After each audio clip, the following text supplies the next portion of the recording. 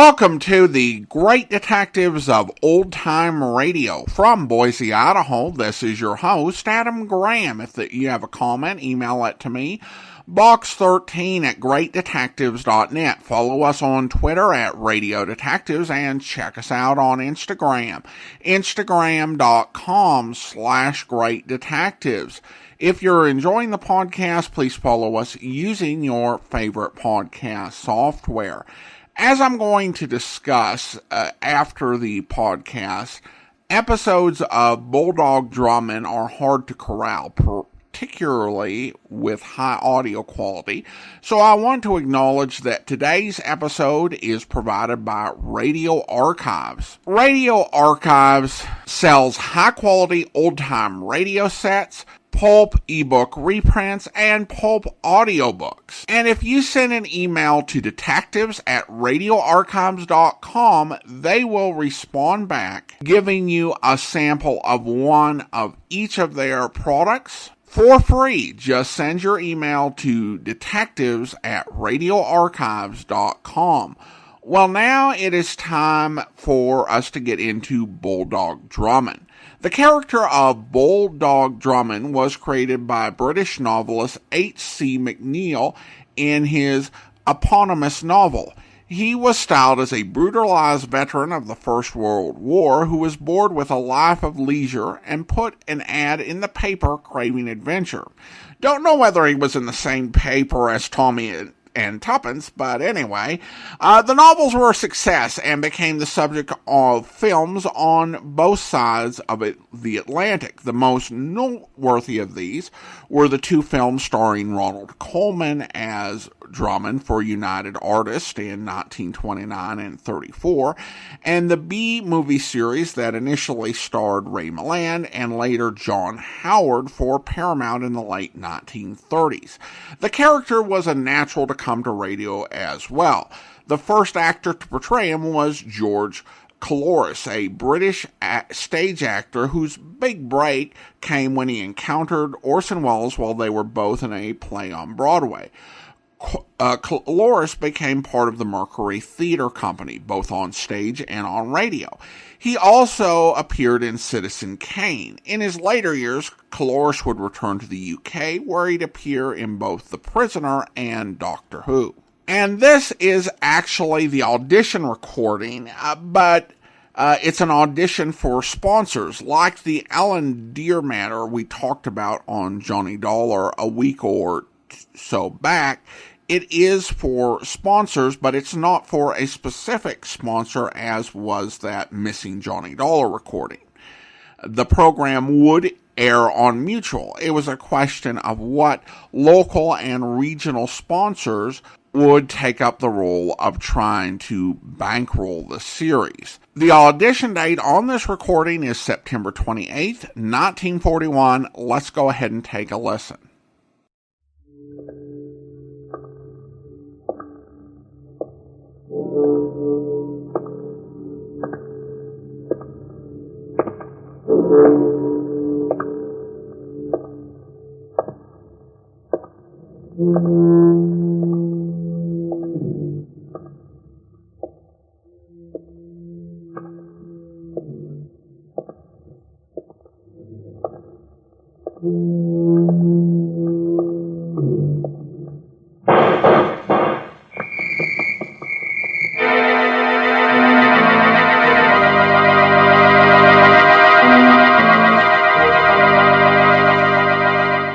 Out of the fog, out of the night, and into his American adventures comes Bulldog Drummond.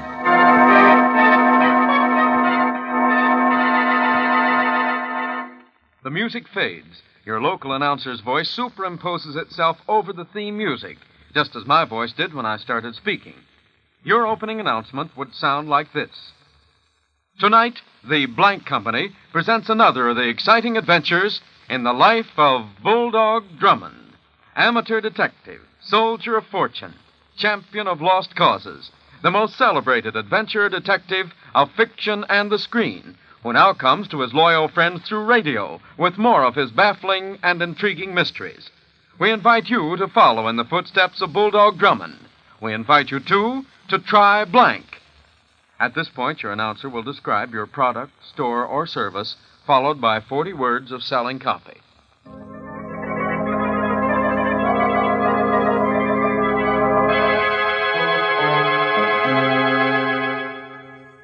And now to tell you about tonight's adventure, here is Bulldog Drummond.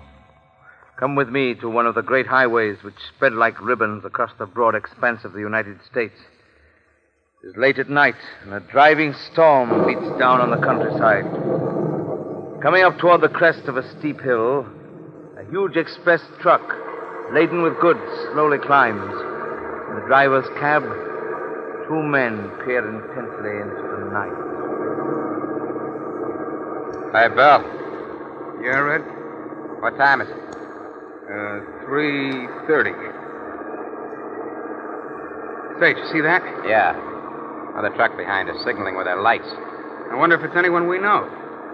I'll give them my signal. 2 long flashes and 1 short one. Here comes their reply. Long, 2 shorts, and a long. That's funny. I never got that signal on the road before. I guess it must be some new outfit.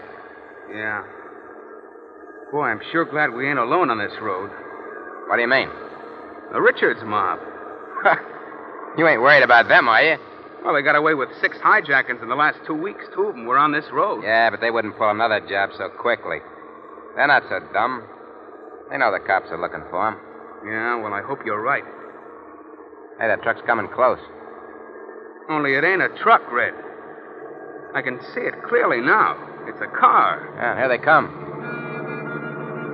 Okay, you in the cab. Pull over and stop. Say, Red, they got guns and rifles. Yeah, 4 men in that car. Better do as they say, Bill. Come on, stop or we'll let you have I it. mean business, Bill. Business or not, I ain't stopping. They're firing at us. You better duck. Hey, the road's wet. Be careful of skidding. I know what I'm doing. I hope so. Are you going to pull over? This is your last chance. Bill, you better stop. No, I can manage her. Now you did it. We're skidding. Hold tight. I'll bring her out of it. Just take it. Bill, you're heading for the bank. Get her in the center of the road. I can't. She's out of control. Watch it, Red. We're going to crash.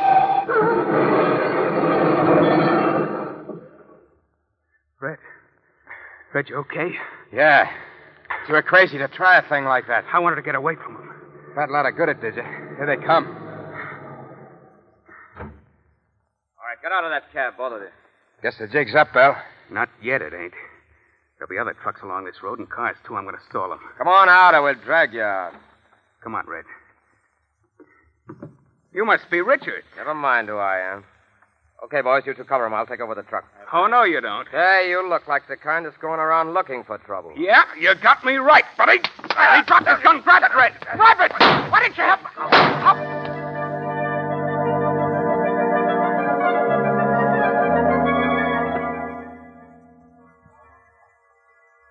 Dr. Wilson wanted in Ward 8.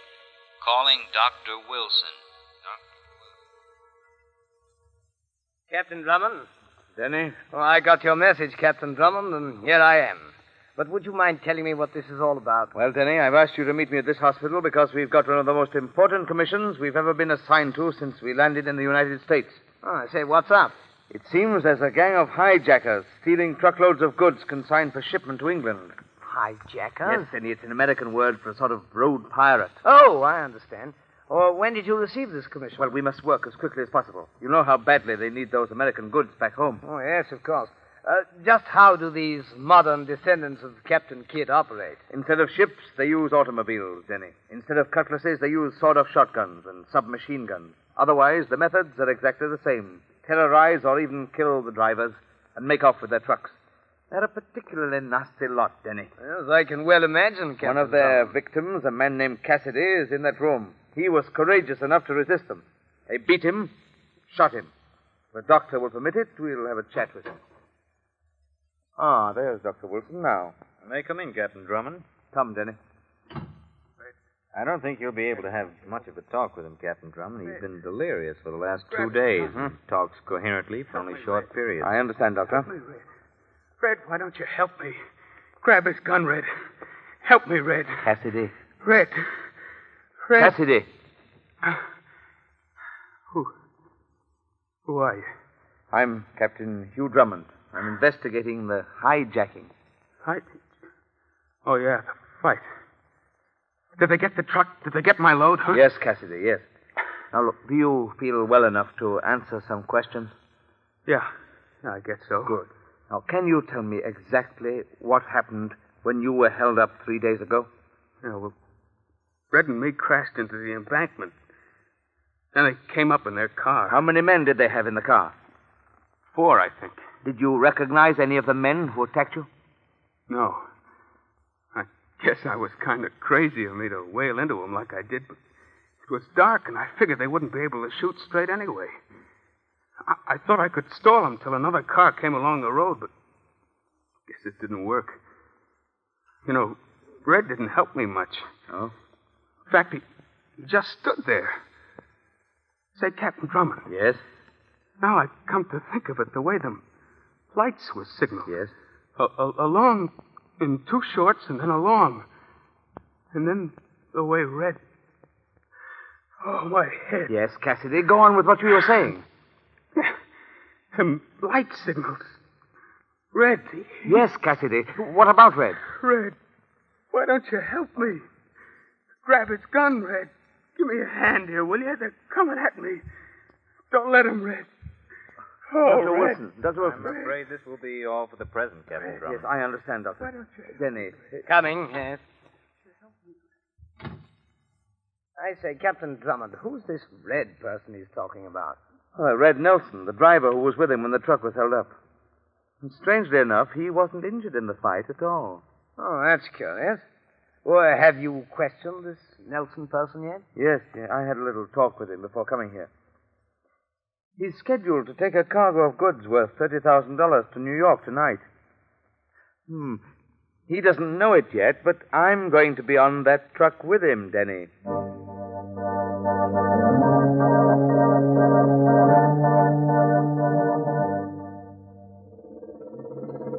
Hey, Michaels. Come on, I'm ready to leave. Hey, Michaels, what's keeping you? Well, it's about... Oh, Captain Drummond. Yes. Hello, Nelson. What are you doing here? I've decided to take Michael's place. Why? You're carrying a valuable cargo, you know. You haven't any objection to my coming along, have you? Well, it's hard work. I need someone to relieve me. Oh, that's all right. I can drive. Can you? Oh, I've handled trucks like this before. Well, what do you say? Ready to leave? Okay, Drummond.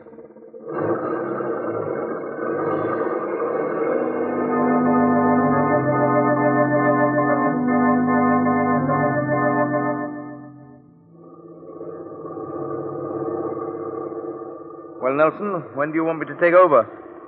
I'll tell you when, Drummond. Oh, you've been at the wheel for 5 hours now. I think you're rather tired. No, I ain't tired. Say, what's that? What? Those lights in your mirror. Signals. Signal from whom?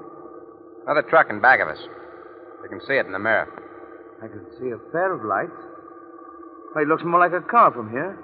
Oh, cars don't signal like that. It's another truck. Look, they're flashing their lights again. Yeah. Well, what does that signal mean? He's asking if everything's okay. Right. Are you going to reply? Yeah. I'm going to tell him everything's fine. Like this. 2 long flashes and a short one. Interesting. I suppose they'll respond. Sure. Here it comes. Long one, 2 short ones. What does that mean? It means this. What, a pistol? Yeah, get him up, Drummond. Come on, get him up. All right, Nelson. What are you going to do? You're not going to leave this cab alive, Drummond. I'm afraid you won't either. What do you mean? Look, your truck's going off the road. Where? Hey, let go of my hand. Drop that gun. Drop that gun. Oh, you ain't going to... Stop it, I tell you. No, you ain't going to get away with it, you...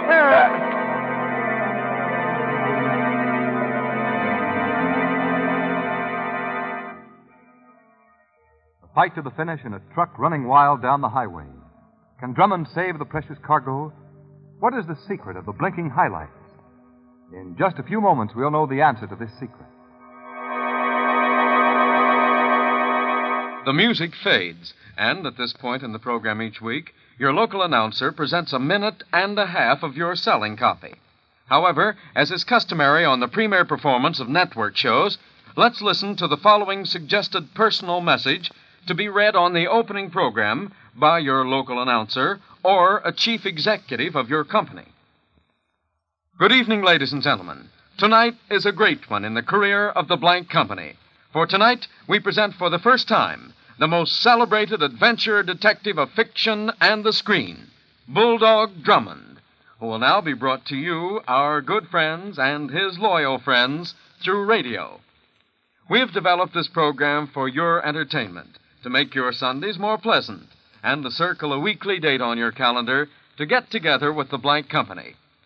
The adventures of Bulldog Drummond come to you directly from the stage of the Mutual Playhouse just off Times Square in New York City, where every Sunday, for your entertainment, we will assemble a sparkling cast of dramatic stars from radio, Hollywood, and the theater to bring you the very best, the most brilliant in mystery adventure stories, just as we of the Blank Company always bring you the best in blank products.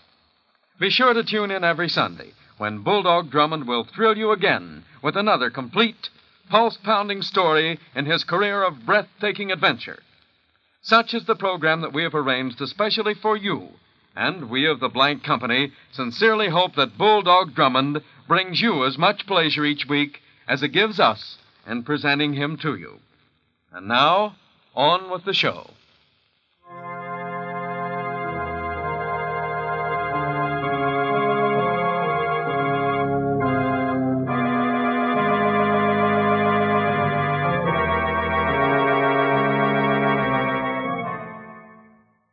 We left Drummond struggling with Red Nelson in the cab of the huge trailer truck, which is swinging crazily down the highway as the two men grapple.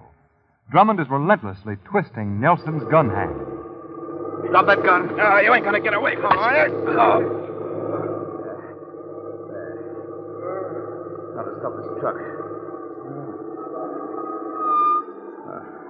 There we are. All right, Nelson, snap out of it. Come on.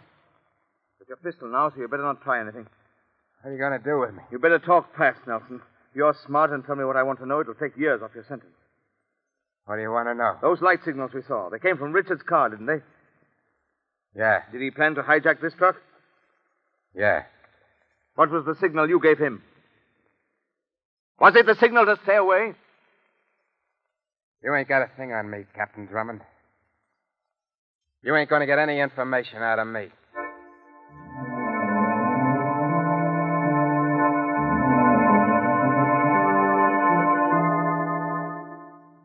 I don't understand it, Captain Drummond. What, Denny? Why that Nelson person is so foolish as to withhold the information. Oh, it's quite simple. He thinks Richards will help him. As soon as we got back here, he saw a lawyer, and we haven't been able to get a word out of him since. It's rather discouraging, isn't it, Captain Drummond? Yes, rather. I thought Nelson's capture would give us an important lead, but it's just another blind alley. We're back just where we started from, and it is... What are you laughing at, Captain Drummond? Denny, have you seen the seat of your trousers? The seat of my trousers? You must have sat in some paint. Oh, dear me, so I have. Looks quite ghastly, doesn't it? Well, that rich yellow doesn't exactly harmonize with your blue suit. Oh, I must rush home and change. No, don't. But, Captain Drummond, it's most embarrassing. Embarrassing? Why, Denny, those trousers have just given me a plan that will lead to the capture of the Richards mob. Have they? I don't see how a pair of trousers can capture a gang of hijackers. Oh, you will, Denny, you will. Well, do you mind telling me what your plan is, Captain Drummond? Of course not. In every one of these hijackings, the truck was taken from the drivers on the highway. Yes, that seems to be the general method. Yes, 2 days later, the truck would be found empty, miles away from the spot where it was held up. The hijackers had unloaded the goods, and unless I'm greatly mistaken, stored them somewhere. Oh, can you be sure of that? Well, not absolutely sure. You see, the police in New York and Chicago have received very little of the stolen property. These hijackers are clever. They know that it's rather easy for the police to trace large quantities of stolen property. Oh, yes, I see. And so they're selling only small amounts of it. In that way, they protect themselves. Very clever. Yes, but here's the rub. They must have some place where they can unload and store the stuff. And that's the place we're going to find. But how? With a clever paint trail, which we'll find in the crime laboratory here at police headquarters. Come on, Denny. We have a lot of work to do.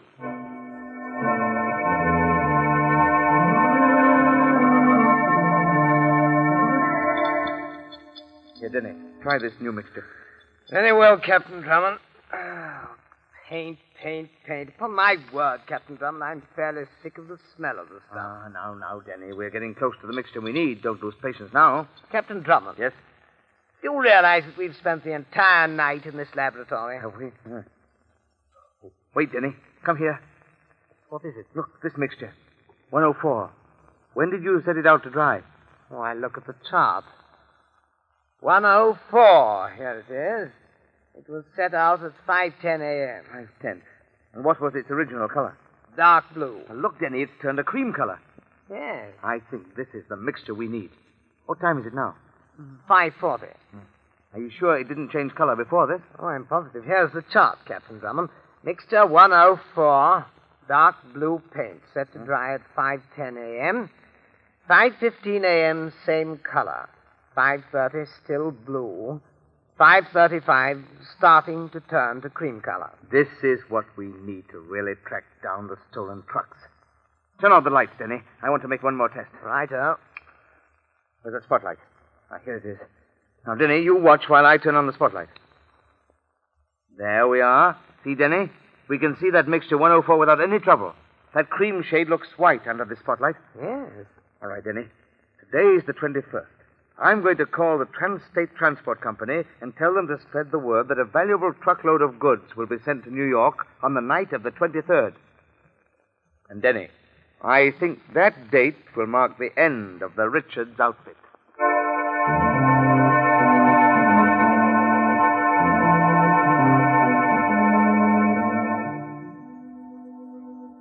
Hey, look, Jerry, I think that's the Trans-State truck coming up the hill now.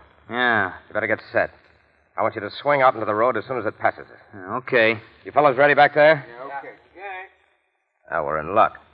I can't see another pair of lights on this road, and we can see for miles from the top of this hill. Yeah. Say, boss, Yeah? are you sure this load is worth the risk? Sure. Hey, listen, I got a gilt-edged tip that the load coming through tonight is worth close to $100,000. Yeah, but what I'm worried about is that it might be a trap. Say, what's eating you? Getting cold feet? No, but you know what happened to Red Nelson. Without him slipping us the dope from the inside, we might be taking a big chance. Hey, listen. I checked this road for 20 miles in both directions. There ain't a trace of a cop around here. Stop your worrying, Jerry. This looks like it'll be the easiest load we ever grabbed. Well, I hope you're right. Here it comes, Jerry. Yep, this is our baby. It's the Trans-State, all right. All right, Jerry, turn on the lights and get started.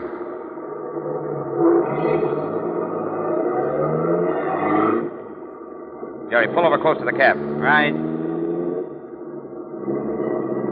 You fellas in the back, get ready those Tommy guns. Okay, Jerry, blast your horn. Right. Hey, you in the truck. Pull over. Stop or we'll let you have it. Come on, pull over. Yeah, that did it, Richards. They're stopping. Pull up in front of them. All right. Come on, man. Right behind. Hey, you two get out of that cab. That's right. Now make it quick. Come on. Keep your hands up. Okay. We're getting out. Come on, Denny. All right. Now, we won't shoot you if you don't give us any trouble.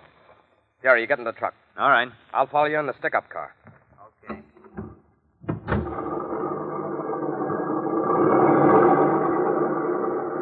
Well, there they go, Denny. Yes, it worked like a charm, Captain Drummond. I don't think they were in the least suspicious. I hope not. And the way you said okay, sir, it sounded so authentically American. Denny, look at the road here. Our paint mixture, 104. Yes. It's dark blue. And the trailing gangster car with Richard in it will never spot it. But in 30 minutes, it'll turn cream-colored. And we'll be able to follow that truck to wherever they're taking it. I wonder what they'd do if they knew they were leaving a trail behind them leading straight to their hideout. Well, Denny, in half an hour, Sergeant Johnson of the State Police will be along, and we'll be able to follow that trail.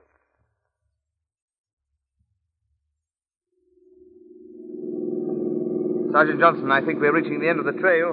Better slow down. All right, sir. Look, Denny. The line of paint goes right up to the entrance of that warehouse. Yes. Stop here, Sergeant, please. Now, look, Sergeant. You'd better turn out the lights on this car and radio headquarters the location of this warehouse and tell them to send some men at once. All right, Captain Drummond. Come on, Denny. What are you going to do, Captain Drummond? Have a look at that warehouse. Seems to be dark and deserted. They probably have blinds over the windows. Look, Denny. You can see how the white line made by our paint mixture goes right through that garage entrance. Yes, it does. Look, there's a door over there. Quiet now as we approach. Righto. It's open, Denny. Better get your pistol ready. There may be trouble. Right. Oh, come along, come along. Look, son. Huh? There's a light up there near the back. Yes. Look, there's the truck we were in tonight. Yes, but where are the men? There doesn't seem to be a soul about. Yes. That's curious. Denny, the door. Somebody close the door. Come on, back, quick. It's locked. I'm afraid, Captain Drummond, we've walked into a trap. Yes, they must have seen us come in and slipped out through another entrance. Well, Captain Drummond, if we didn't succeed in getting the pirates, at least we succeeded in getting their booty. Look at this place. Why, there are hundreds of thousands of dollars worth of stolen goods here. And... Denny. Yes? Do you smell smoke? Smoke? Yes, Captain Drummond. Well, look there in the back. A fire. Yes, Denny, those bounders are far cleverer than I gave them credit for. They knew that the game was up, and they set this place on fire to destroy the evidence before they fled. Captain Drummond, what was that? Denny, look over there. Crate upon crate of chemicals. This place will be a roaring furnace in 5 minutes. We've got to get out of here. Try the door over there, Denny. Right. I say this door's locked. Try the window, Captain Drummond. Denny, these windows are barred, too. We can't get out through them. There goes another crate of chemicals. Captain Drummond, this fire's spreading as fast as lightning. All these doors seem to be locked. What are we going to do?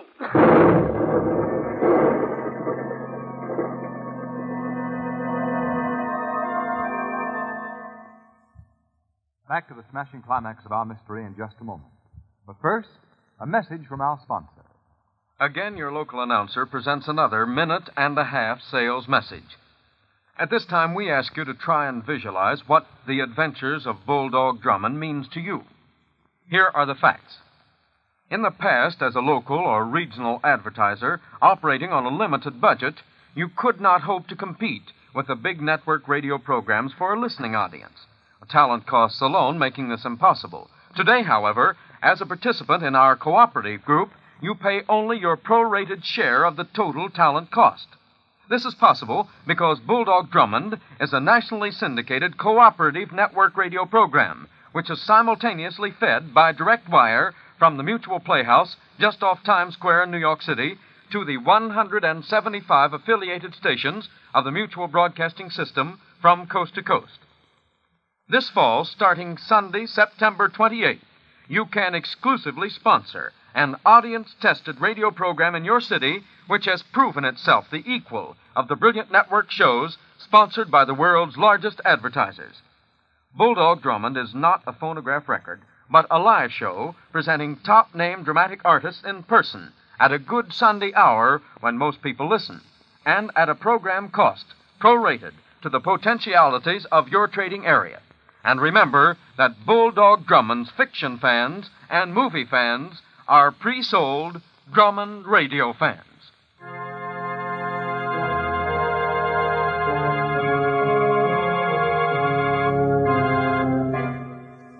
Now back to Bulldog Drummond.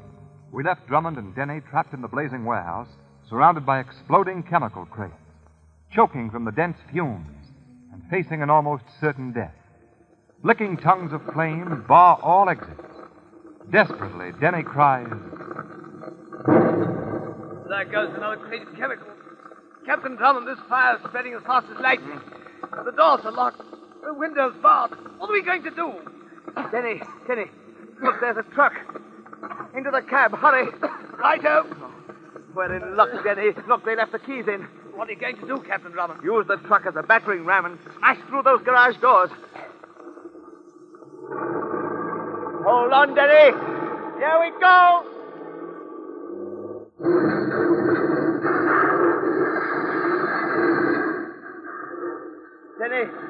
Denny, are you all right? Quite, Captain Drummond, quite. Come on, let's get out of here. Righto. Captain Drummond, are you all right? Yes, Sergeant Johnson, yes. I saw them speed by in two automobiles a few minutes after you and Denny went into the warehouse. Oh, did you radio in a description of their cars? Yes. I also radioed in a report about the fire. The fire engines are coming up now. Good work. I want to get to that radio and tell headquarters to block all roads in a radius of 50 miles of this place. Come on, Denny.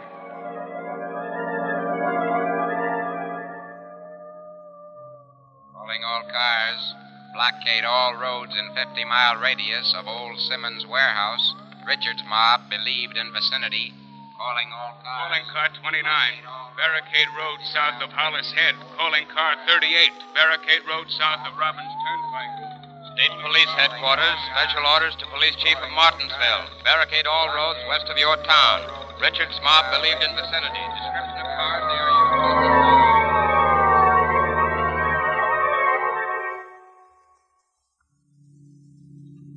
Sergeant, are you sure that this is the road they took? Yes, Captain Drummond. They had quite a start on us, Captain Drummond. Yes, I know. Calling all cars. Richards and his mob spotted at Glenville. Police fired at their cars and knocked out one of their headlights. They turned around, went south on Route 14. Route 14? That's the road we're on now. Sergeant Johnson, how far is it to Glenville? Only 3 or 4 miles from here, Captain Drummond. Then we may meet them coming toward us, unless they've taken a side road. I say, Captain Drummond, look up there. 2 cars just came over the crest of that hill. One of them has a headlight out. Yes, but we can't be sure it's Richards. I say, they seem to be signaling to each other with their headlights. Look, a long flash, 2 short ones, and another long one. That's Richards, all right. It's their all-clear signal. Johnson, swing your car around and block the road. Okay, Captain Hurry, Drummond. we won't be able to make it if you don't.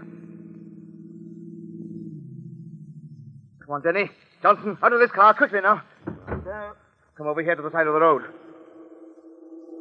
Here they come. Yes, they'll have to stop now. Get your pistols ready, men. We'll close in when they stop. We'll be able to hold them until help arrives. Captain Drummond, I don't think they're going to stop. They're trying to swing down the side. First, make it.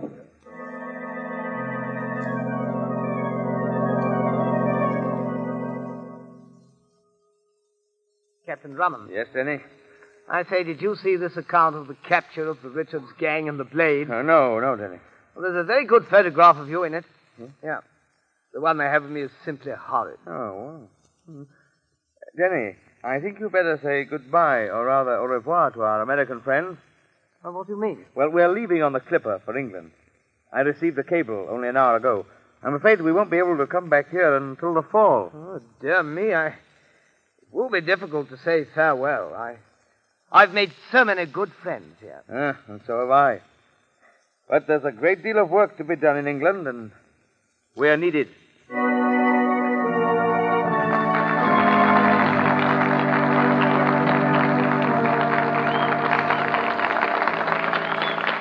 Again, the music fades. Again, your local announcer presents a half-minute sales message.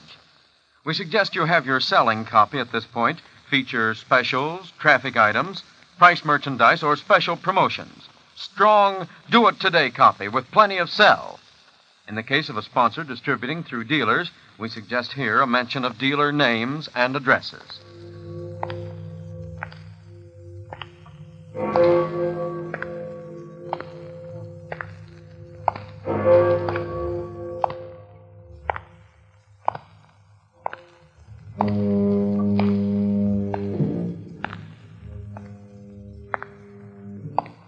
And so into the night walks Bulldog Drummond, seeking new adventure and excitement. Join us again next week at the same time when Bulldog Drummond solves the exciting mystery of death with gloves on. Until then, we bid good night to Bulldog Drummond and beg to remind you... Now, right here, insert not more than 10 words of sponsor identification, followed by usual network signature. This is the Mutual Broadcasting System. Welcome back. An interesting episode. While this was a simple case, I think it managed to have a really quick pace and be action-packed in a way that would appeal to many sponsors. While the can of paint idea wasn't original to this episode, and I think we've heard it on half a dozen other series, I like the way they did it. The way that they used the color-changing paint with the thoughts the bad guys would probably notice that if they were dripping white luminous paint behind them, as often happens on other programs. Using a color-changing paint doesn't require the bad guys to be nearly as dense. I do really hope that the Blank Corporation's products are something you're interested in. The emphasis of the episode's commercial announcement on the episode being broadcast live as opposed to being recorded as this episode was kind of explains why we have so few episodes of most old-time radio shows from this era in circulation. It's not even a question of whether the disc exist or not, they just simply were not made in the first place. And there are a lot of programs like that. They were recorded live. There was no type of syndication transcription disc made, either for other commercial stations or later on for the Armed Forces Radio Service. And unless someone made a home recording or someone in one of the local radio stations recorded it on a whim, you're simply out of luck as to ever having a recording of that particular program. Now, of course, this would later be syndicated by Ziv and would move more towards transcriptions. And so we have a bit more of the later episodes of the series, but we have few episodes starring George Colouris or his immediate successor, Santos Ortega. Now, I should also acknowledge on Bulldog Drummond that this is a series that's going to be a challenge to get right, because under most circumstances, I strive to play through a series from start to finish. But this is not a well-documented series. Except for Colouris, the lead actors are Americans not speaking in their natural accent, and recording quality varies quite a bit. So it can be a challenge to get these in any sort of resemblance of a correct order. But we'll do our level best with what we've got, and I think if today's episode is an indication in terms of the story, these are going to be quite a bit of fun to listen to. Well, now we turn to listener comments and feedback, and we start out on Patreon, where I received a message from Murph MCB, and she writes, I love Bulldog Drummond. If you haven't read the books, you're missing something. Completely different character, big, tough, and highly underestimated by everyone beside his loyal men. By the way, I listen to the podcast every day. I love the background you bring to the episodes. I also love your enthusiasm. Keep up the good work and hug the baby for me. Well, definitely will do on that last one. And I actually really want to read the Bulldog Drummond book and hope to do that soon. Usually I would have read it before I got started, but over the past several months, really since I left my day job back in March of 2023, my reading schedule has kind of gotten messed up. So I really hope to get back to reading more. I definitely like to have an idea of the literary origins, even though that doesn't have a ton of effect on the way the characters portrayed in other media. And then we also have a comment on Good Pods from Alexis regarding the Squad Room episode, Old Woman Found Shot. I've not heard many episodes of the show, so thank you for finding it.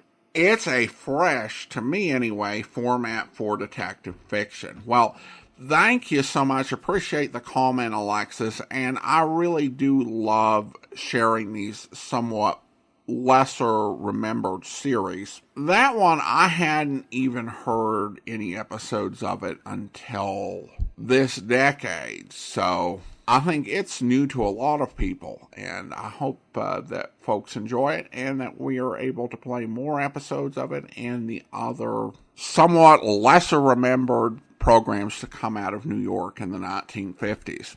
Well, now it's time to thank our Patreon supporter of the day.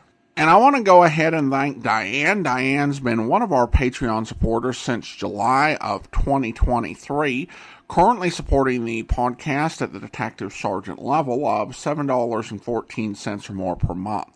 Thank you so much for your support, Diane.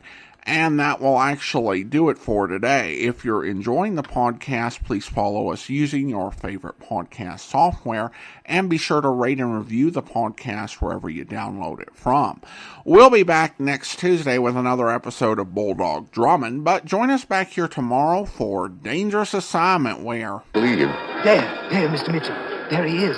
Tossing. Where? The bench near the magazine stand. No, directly across. Oh, the man sitting at the end of the bench? Reading the newspaper, yeah. That is your man. Look, he's getting up. He's moving away. Headed for the side entrance. You wait here, Herbie. I move quickly through the crowd, angle toward the side entrance, and I keep my eyes on Thorson all the time. Then something peculiar happens. Thorson must be equipped with built-in radar. He turns around suddenly and looks straight at me. Then he ducks out fast. I take after him on the double, catch up halfway down the block. Hold it, Buster. Let go. Let go, I say. Not a chance. Let go or I kill you. Drop it. Drop it. I kill you. Okay, Buster. Hey. I hope you'll be with us then. In the meantime, send your comments to box13 at greatdetectives.net. Follow us on Twitter at Radio Detectives, and check us out on Instagram, instagram.com/Great Detectives. From Boise, Idaho, this is your host, Adam Graham, signing off.